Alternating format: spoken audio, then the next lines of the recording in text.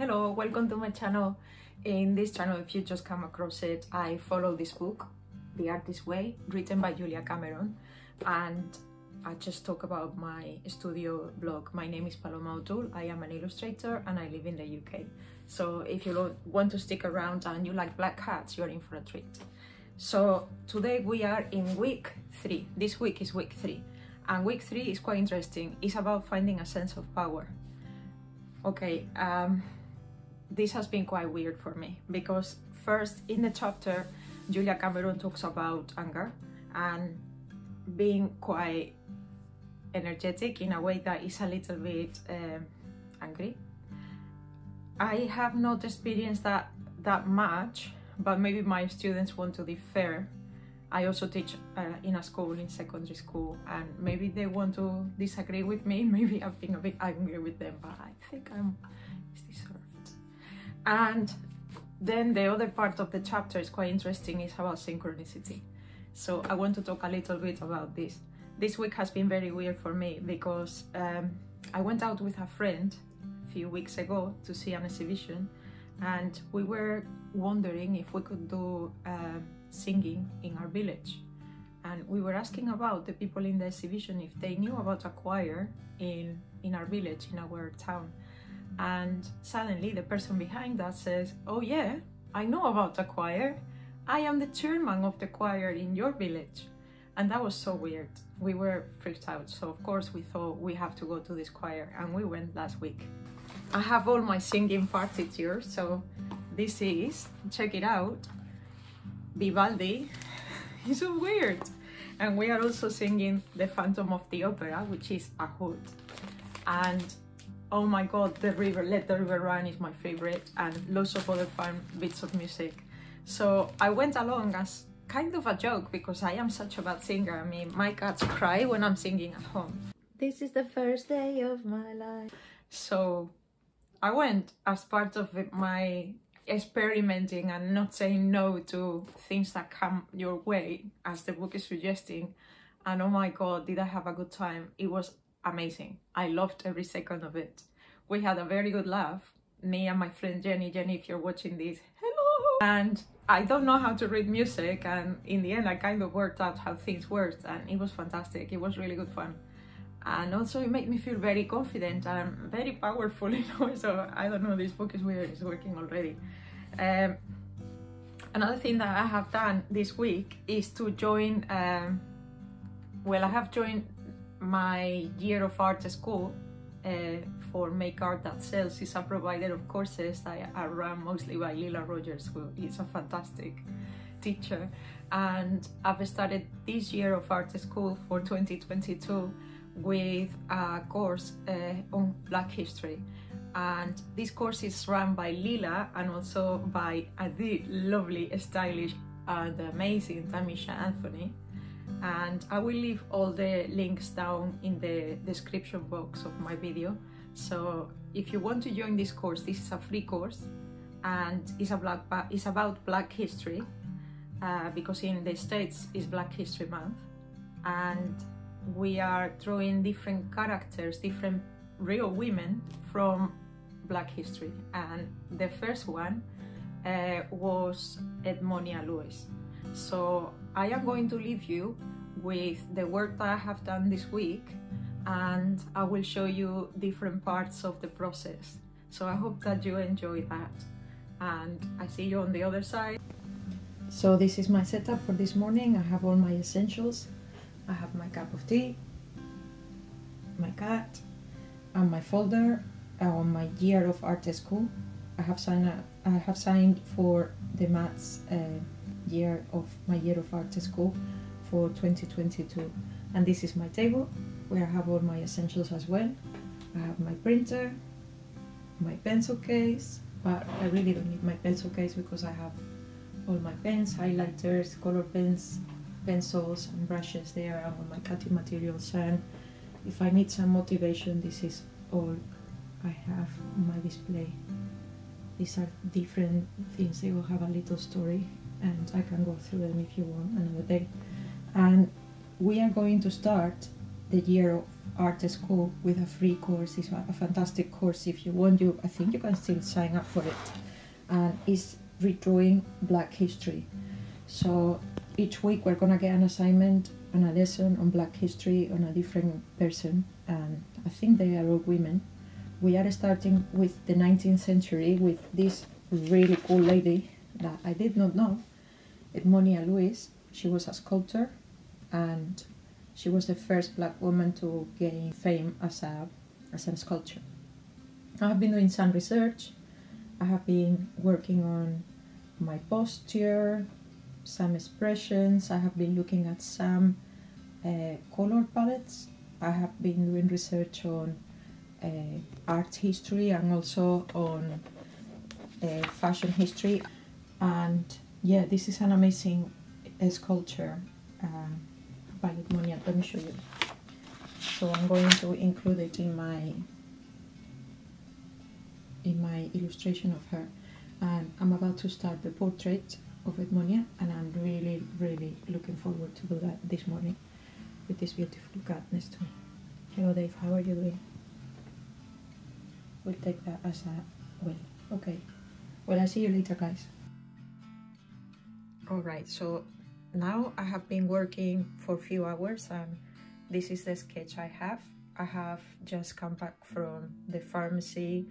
I have visited my accountant, made myself a cup of tea, got myself some biscuits, and now I'm ready to continue.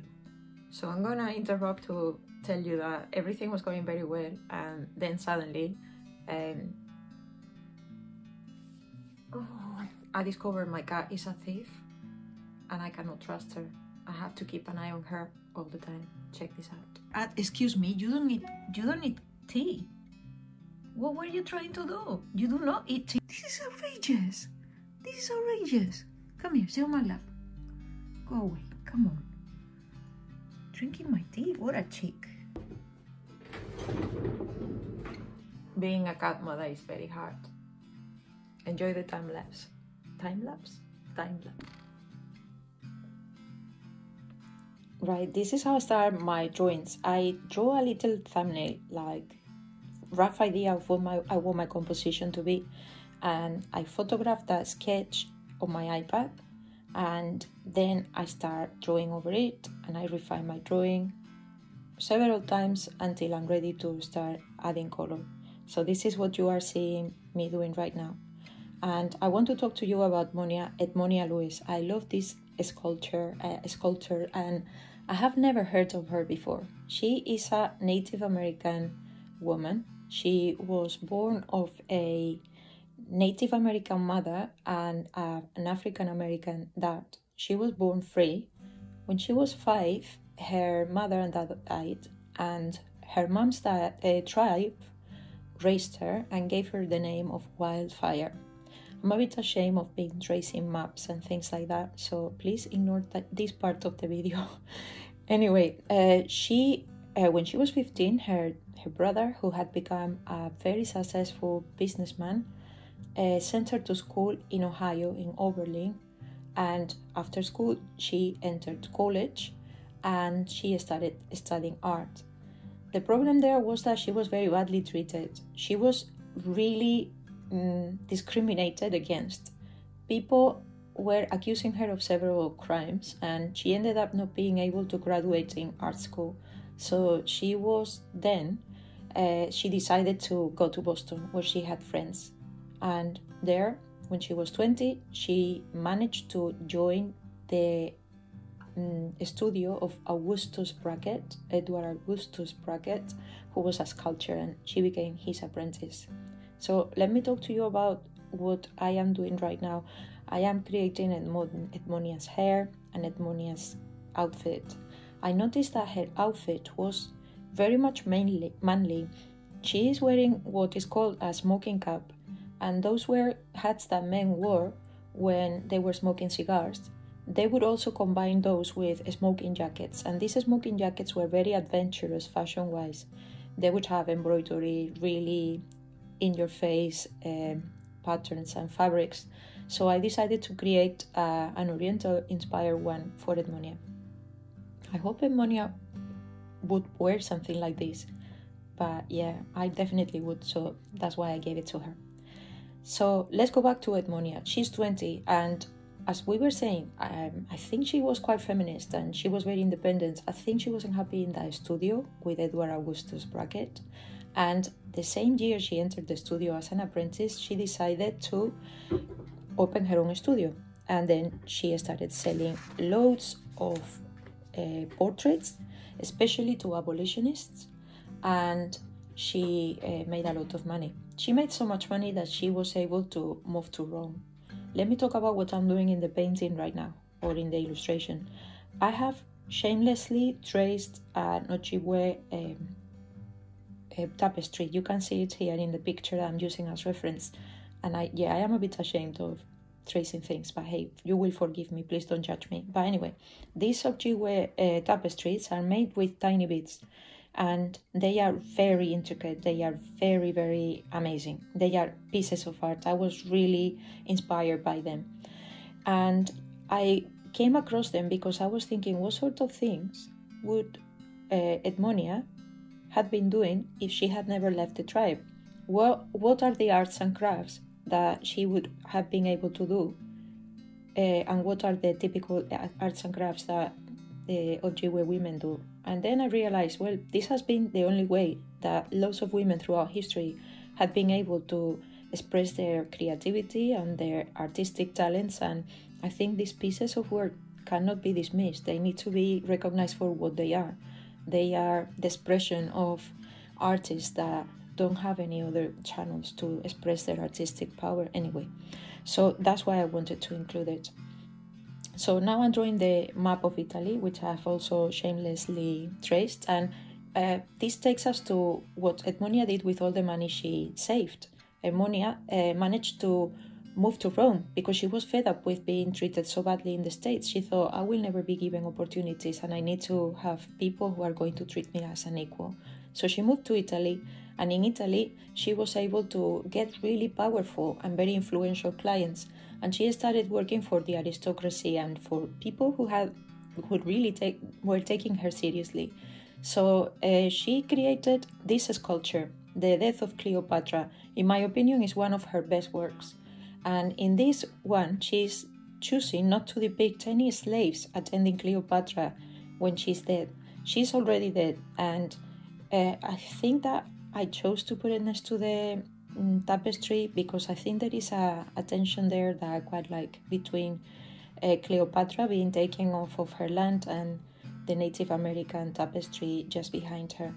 Anyway, so in Rome, Edmonia, as I was saying, was able to create this sculpture. She was also able to educate herself and to be in touch with people who were taking her seriously, who were really giving her opportunities. In the Rome studio, she created this sculpture of Cleopatra, and it was shipped to the States, where it was exhibited in an exhibition, and in a huge exhibition, and she got a lot of good reception. The critics were going mental about her. She got so successful that even the presidents of the United States commissioned her for a portrait. This sculpture had a bit of a weird life, a bit of a Cinderella story with the sculpture. It was used as the gravestone for a racehorse tomb, and then years later it was rediscovered and restored by the Smithsonian Museum, where it lives now. Edmonia Lewis deserves to be recognized. She died of old age, I want to think, happy and surrounded by friends. We don't know if in London or in Rome, but she will never be forgotten. And by doing portraits of her, I hope that we keep her memory living. She deserves it. She was absolutely amazing. Some people say that Edmonia's grave is in Hammersmith, and that's cool because that's where I used to live in London, and I like to think that she was close to me, and I enjoyed doing this project so much. So thanks for watching this video, ladies and gentlemen, and I see you in a second.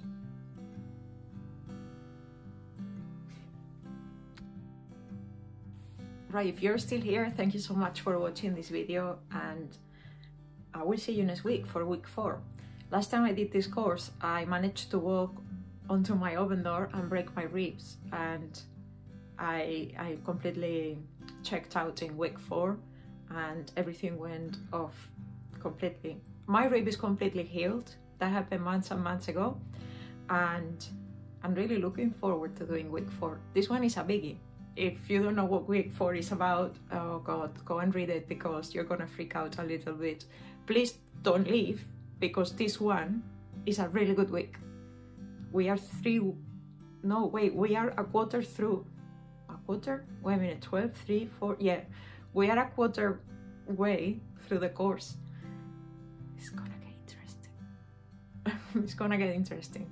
So yeah, I'll see you next week for week 4. Bye guys, thank you so much for watching. Bye now. Look, it's bloody. What do you say? What do you say? What do you say? What do you say? Oh, you're so tiny. Oh, you're so linda. Oh, you're so guapa. Qué guapa.